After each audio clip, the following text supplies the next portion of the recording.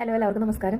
നമ്മളിന്ന് പറയാൻ പോകുന്നത് സേഫ് ഡെലിവറി പ്രാക്ടീസസിനെ കുറിച്ചാണ്. അതായത് നമ്മുടെ ഒരു കുഞ്ഞ് ജനിക്കുമ്പോൾ അമ്മ എന്തൊക്കെ കാര്യങ്ങൾ ശ്രദ്ധിക്കണം, അല്ലെങ്കിൽ ഒരു നല്ല ഡെലിവറിക്ക് വേണ്ടിയിട്ട് അമ്മ എന്തൊക്കെ കാര്യങ്ങൾ ശ്രദ്ധിക്കണം, ഇതിനെക്കുറിച്ചാണ് നമ്മളിന്ന് പറയുന്നത്. അപ്പോൾ അതിൽ നമ്മൾ ആദ്യം തന്നെ ശ്രദ്ധിക്കേണ്ട ഒരു കാര്യം എന്ന് പറയുന്നത് നമ്മളെ സ്വയം ശാക്തീകരിക്കുക എന്നുള്ളതാണ് ആദ്യത്തെ ഒരു പ്രധാന കാര്യം എന്ന് പറയുന്നത്. കാരണം നമുക്കറിയണം നമ്മൾ എന്തൊക്കെ കാര്യങ്ങളെ കുറിച്ച് ശ്രദ്ധിക്കണം ഡെലിവറി സമയത്ത്. ഒരു അമ്മ അല്ലെങ്കിൽ ഒരു സ്ത്രീ ഗർഭിണി ആകുമ്പോൾ തന്നെ എന്തൊക്കെ കാര്യങ്ങൾ ശ്രദ്ധിക്കണം എന്നുള്ളത് അവരറിഞ്ഞിരിക്കാം.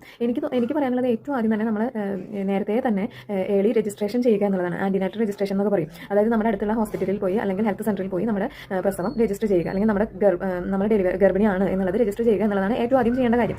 അപ്പോൾ തന്നെ നമുക്ക് അവർ കുറേ അധികം കാര്യങ്ങൾ പറഞ്ഞു തരും. ഒരു ഗർഭിണി എന്തൊക്കെ കാര്യങ്ങൾ ശ്രദ്ധിക്കണം, പ്രസവ സമയത്ത് എന്തൊക്കെ കാര്യങ്ങൾ ശ്രദ്ധിക്കണം, ഗർഭിണി കഴിക്കേണ്ട ഭക്ഷണ രീതികളെക്കുറിച്ച്, ഗർഭിണി ചെയ്യേണ്ട വ്യായാമങ്ങളെക്കുറിച്ച്, ഇവയൊക്കെ നമുക്ക് അവർ പറഞ്ഞു തരും. മാത്രമല്ല നമ്മുടെ വീട്ടിൽ ഹെൽത്ത് സെന്ററുകളിൽ നിന്ന് അല്ലെങ്കിൽ നമ്മുടെ അടുത്ത് നമ്മുടെ ആരോഗ്യ വിവരങ്ങൾ പറയുവാനും അറിയുവാനും ഒക്കെ വേണ്ടിയിട്ട് ഒരു ആശാവർക്കർ ഉണ്ടാകും. ഈ ആശാവർക്കറോട് നമുക്ക് നമ്മുടെ ഏത് തരത്തിലുള്ള ഉത്കണ്ഠകളും നമുക്ക് അവരോട് ഷെയർ ചെയ്യാവുന്നതാണ്. അവരുടേതായ രീതിയിൽ നമുക്ക് ഈ ഗർഭധാരണത്തെക്കുറിച്ചും അതല്ലെങ്കിൽ ഗർഭം ധരിച്ചു കഴിഞ്ഞാലുള്ള കാര്യങ്ങളെക്കുറിച്ചൊക്കെ അവർ പറഞ്ഞു തരും. അപ്പോൾ ആദ്യം തന്നെ നമ്മൾ വേണ്ടത് എന്താ, ഹെൽത്ത് സെന്ററിൽ പോയി രജിസ്റ്റർ ചെയ്യുക, ആശാവർക്കറോട് കാര്യങ്ങൾ സംസാരിക്കുക. അവർക്കും അവർ പറഞ്ഞു തന്നിട്ട് നമുക്ക് മനസ്സിലാകുന്നില്ല, അല്ലെങ്കിൽ നമ്മുടെ ഉത്കണ്ഠകൾ കുറയുന്നില്ല എന്നുണ്ടെങ്കിൽ നമ്മൾ അടുത്തുള്ള ഹെൽത്ത് സെന്ററിലെ നഴ്സിനോട് സംസാരിക്കുക. അവർ നമുക്ക് കുറേയധികം കാര്യങ്ങൾ പറഞ്ഞു തരും. അവർ വഴി നമുക്ക് ഡോക്ടറോടും സംസാരിക്കാവുന്നതേ ഉള്ളൂ. അങ്ങനെയൊക്കെയാണ് നമ്മൾ സ്വയം ശാക്തീകരിക്കുന്നത്.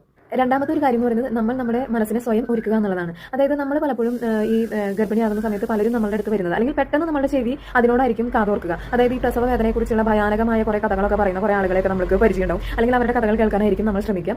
അതൊക്കെ ഒന്ന് മാറ്റി വയ്ക്കുക. എന്നിട്ട് പോസിറ്റീവായിട്ടുള്ള കഥകൾ പറയുന്ന, അല്ലെങ്കിൽ പ്രസവത്തെക്കുറിച്ച് നല്ല നല്ല കഥകളുള്ള ഒരുപാട് അമ്മമാർ നമുക്ക് ചുറ്റുമുണ്ട്. അവരുടെ കഥകൾ കേൾക്കാൻ ശ്രമിക്കുക. അതാണ് നമ്മൾ രണ്ടാമതായിട്ട് ശ്രദ്ധിക്കേണ്ട ഒരു കാര്യം എന്ന് പറയുന്നത്. മൂന്നാമതായിട്ട് ശ്രദ്ധിക്കേണ്ട കാര്യം എന്ന് പറയുന്നത് നല്ലൊരു റിലാക്സേഷൻ നമുക്ക് ഉണ്ടാക്കുക. അതായത് നല്ല നല്ല കഥകൾ കേൾക്കുക, നല്ല നല്ല പാട്ടുകൾ കേൾക്കുക. അതുപോലെ തന്നെ നമുക്ക് ചെയ്യാൻ ഇഷ്ടമുള്ള കാര്യങ്ങൾ ചെയ്യുക. പടം വരയ്ക്കുകയോ അതല്ലെങ്കിൽ നമുക്ക് കുക്കിംഗ് ഇഷ്ടമാണെങ്കിൽ കുക്കിംഗ്, അങ്ങനെയുള്ള നമുക്ക് ഇഷ്ടപ്പെടുന്ന കാര്യങ്ങൾ ചെയ്യാൻ നമ്മൾ ശ്രമിക്കുക. ശരീരത്തെ തയ്യാറാക്കുക എന്നുള്ളതാണ്. അതായത് നല്ല ശക്തിയും നല്ല സ്റ്റാമിനയും തന്നെ വേണം നമുക്ക് പ്രസവിക്കാനായിട്ട്. അപ്പോൾ നല്ല നല്ല വ്യായാമങ്ങൾ ചെയ്യുന്നത് വഴി നമ്മുടെ സമ്മർദ്ദം നമുക്ക് കുറയ്ക്കാൻ സാധിക്കും. അപ്പോൾ ഡെയിലി എന്ന് പറഞ്ഞോണം നമ്മൾ നല്ല നല്ല വ്യായാമങ്ങൾ ചെയ്യുക. അതുപോലെ തന്നെ ഡാൻസ് ഇഷ്ടമുള്ളവരൊക്കെ ആണെങ്കിൽ ചെറിയ ചെറിയ ഡാൻസ് സ്റ്റെപ്പുകളൊക്കെ ചെയ്യുന്നതുകൊണ്ട് നല്ലതാണ് കേട്ടോ.